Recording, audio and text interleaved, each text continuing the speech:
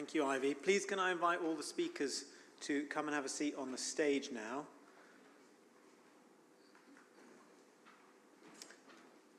And just check that we've got our moderators with their microphones. Brill.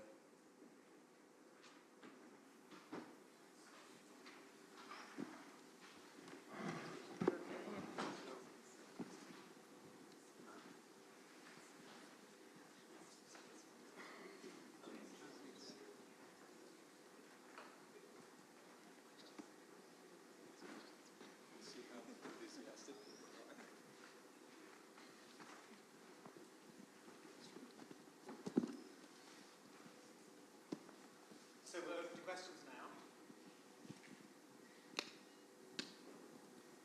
We have a microphone here. So my question's for Tim. Great talk. I was wondering with the Lochnae-phage, where did you isolate them from? Was it from the cyanobacteria in the loch themselves, and what's their host range like?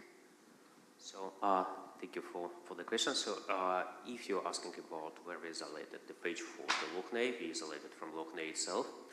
And the host range, essentially that's what we are trying to establish at the moment. So the host range of phages is quite narrow, so we know that it infects the cyanobacterial isolates from Lochnae, but we try to, at the moment, to understand exactly what the host range is, right? So obviously we want to focus on Microcystis aeruginosa. That's the key problematic cyanobacterial species in Lochnae.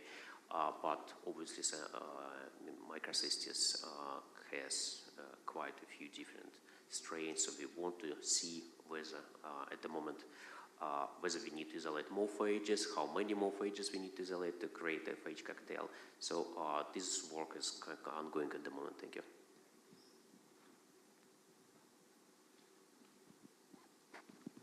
Hi, I have a question for Hannah. Very interesting talk. The devices are like brilliant.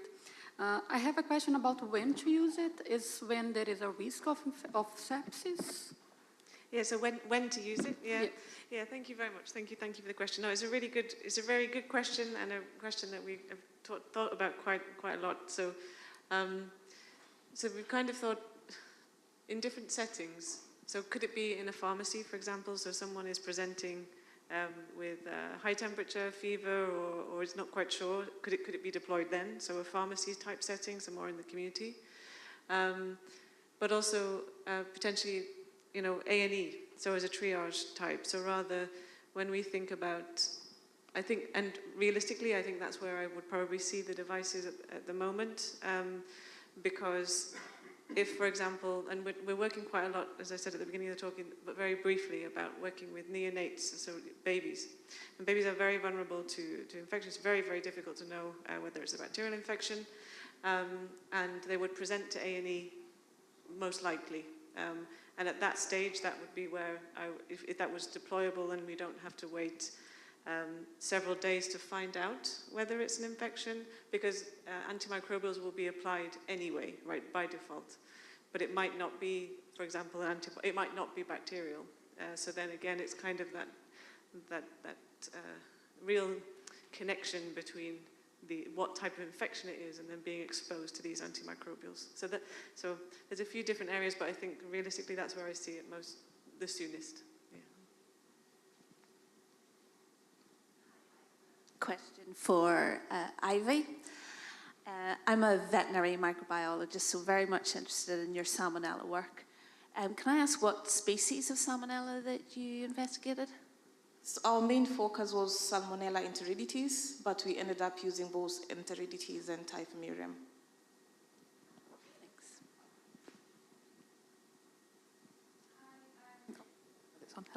Hello, there we go. Sorry. So I've got a question for both Tim and Ivy. It's regarding, obviously phage seem really good for treatment options. And my worry is, how specific are they to the target pathogen versus commensal? So if you're going to put an application on skin, is the application targeted to the pathogen, or will it have an effect on commensal bacteria that's on the skin?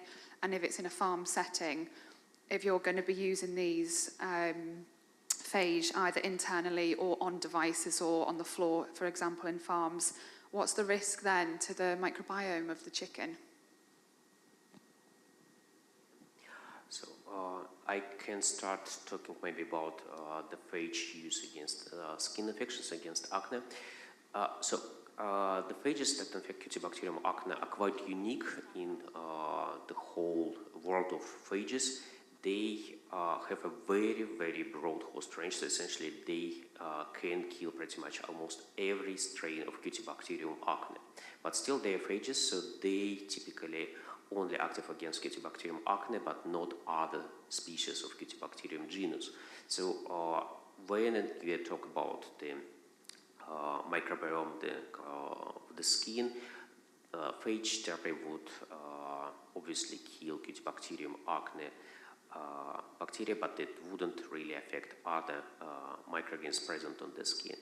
And it's actually something that we want to look into. We actually now have a quite unique problem. We want to narrow down the host range of Cutibacterium acne phages a little bit. I think that's the opposite problem of to what people normally work on. People try to expand the host range of phages. We want to narrow it down to specifically target on Cutibacterium acne that serotypes that are responsible for acne formation.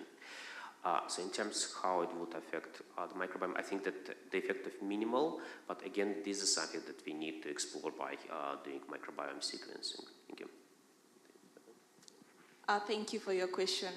Yes, the Salmonella serotypes that we're looking at are pathogenics to humans.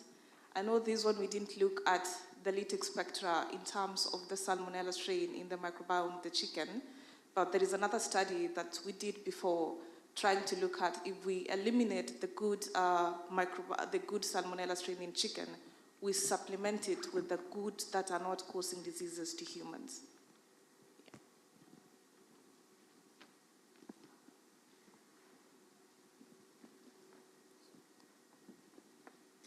Okay. Oh, yes. Thank you so much for your talks. Very interesting. My question is actually for Ivy. I know you only mentioned it at the end, but I'm interested in lyophilization of phages. So is it really just for like long-term stability, or are you thinking maybe putting it into like a pharmaceutical product, and what might that be? It's both. For example, if we want to store phages, or people store phages across different parts of the world in different environmental conditions, and then we don't want to look at the freeze and thaw actions of the phages, which decreases the titer. So the lyophilization part is part of that.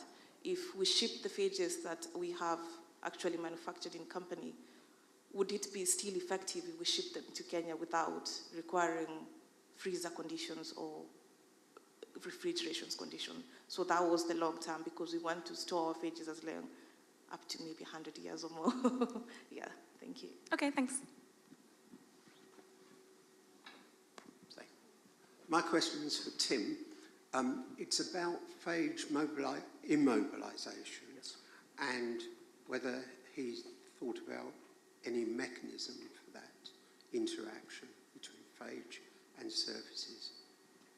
Yeah, so thank you for this question. We conducted some preliminary analysis of the chemical and physical changes happening to the surface of the treated cutter. So what we use for that, we use a pin reactor that's atmospheric air cold plasma generator. And upon treatment of silicone surfaces, we know what happens, that we introduce oxygen molecules. So essentially we introduce hydroxy groups into the surface of the silicone catheter. It increases its hydrophilicity, and it allows phages to attach to the surface. We don't know particularly what happens between the phage and the surface. It would be really interesting to investigate, but we know that the binding is quite strong. So we washed the surface of the catheter with immobilized phage several times just to establish how much phage remains on the surface, so we can achieve complete elimination of the phages in the supernatant, but the phages stay on the surface. The binding is quite strong. Do you know what is exposed then? if there are receptors exposed? On the phage itself? Yeah. Yeah, so essentially, when it attaches to the surface, we cannot control how the phage attaches, we cannot control the orientation, so to be functional, it has to be attached by its head, right? So essentially, the tail is supposed to face outside to be able to interact with bacterial cells. Potentially, there is a way to control that. Phages are polar. Their tail is normally positively charged, the head is negatively charged. So technically, we were thinking that by applying strong magnetic field, we can increase the proportion of phages that would orient towards the cutter surfaces by its head. But again, this is something that we have in the pipeline. We haven't really investigated that yet, but thank you. Hi. Sorry. Can I have a question for Ivy again? And just to all the speakers, really interesting, and all the talks. Just on, I'm from the Department of Agriculture, so that phage treatment, or are you far away from using that in the field, or has it been tried in the field?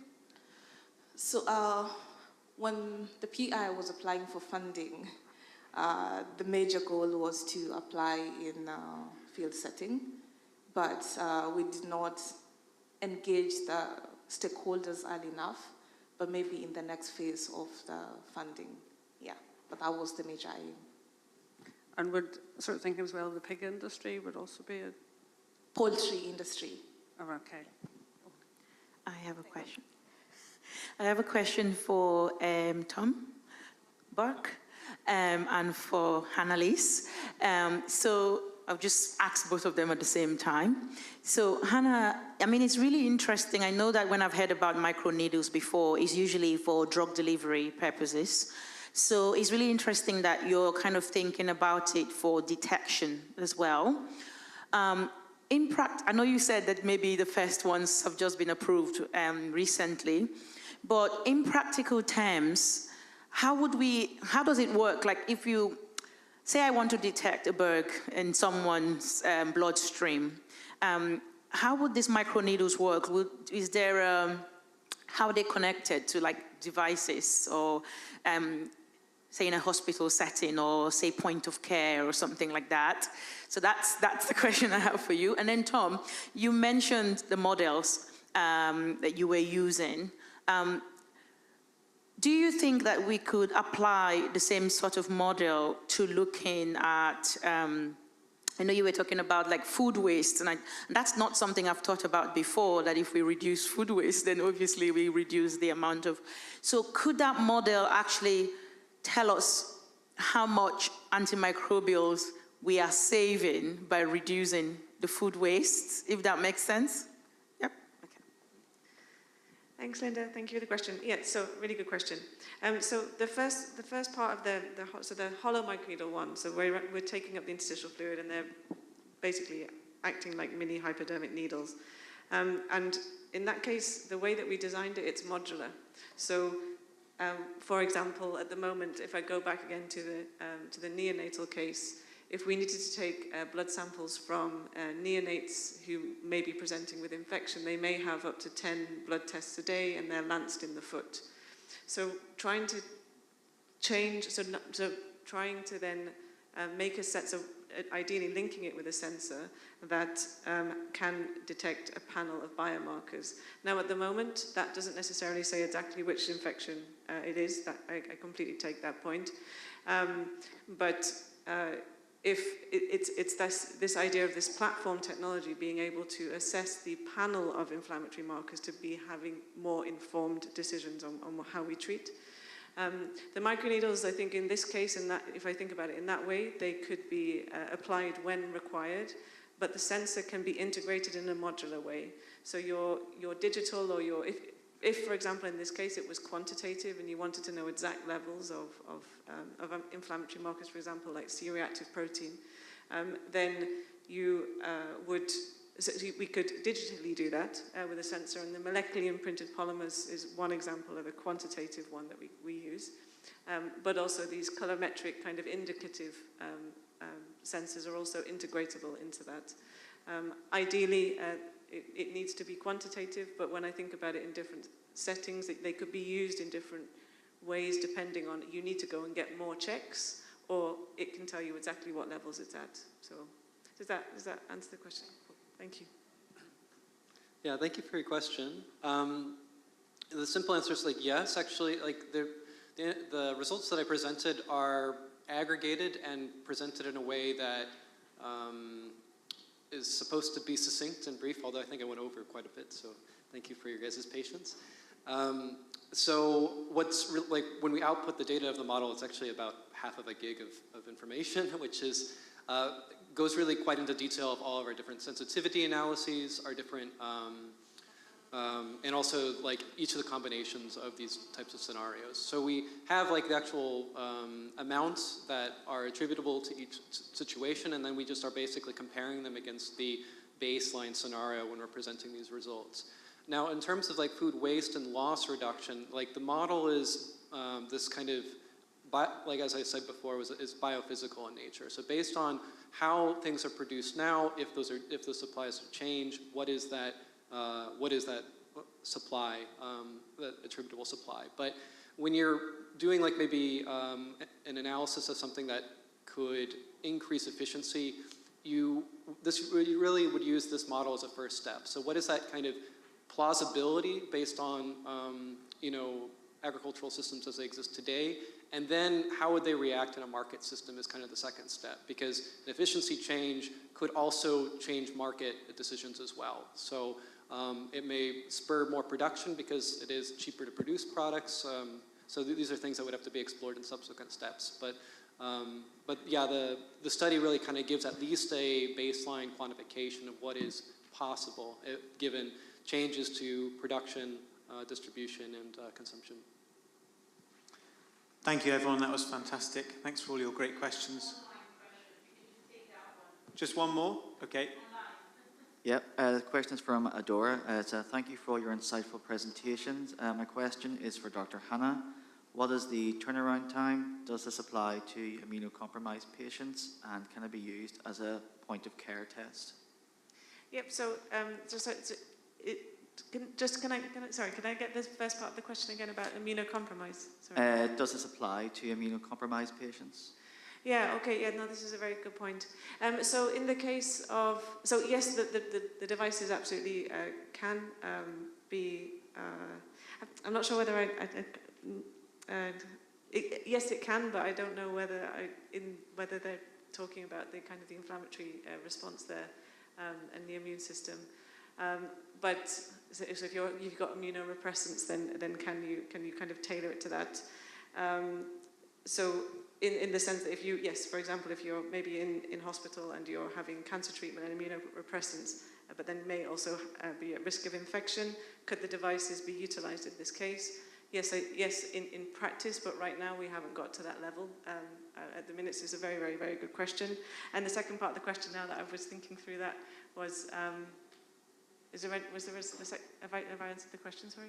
The second part was, can it be used as a point of care test? Yes, absolutely, yes. So it should be, so the idea is that it is used at point of care, whether that's at the bedside. Potentially it could be at home, but I think one of the things that we think about when having point of care testing at home is that there needs to be a treatment, a response to that. So for example, if we take the glucose monitoring, for example, then there is a treatment that people can apply at home so that by getting diagnosis at point, you can then do something about it. So it would have to have that connection. But yes, it can be at point of care at the bedside as well. Thank you for the great question. Brill. So that's all we've got time for now. We've got a short refreshment break. So please can you join us back here at 11:20 for the next session. But before we head off, can you please join me in thanking all of our speakers today?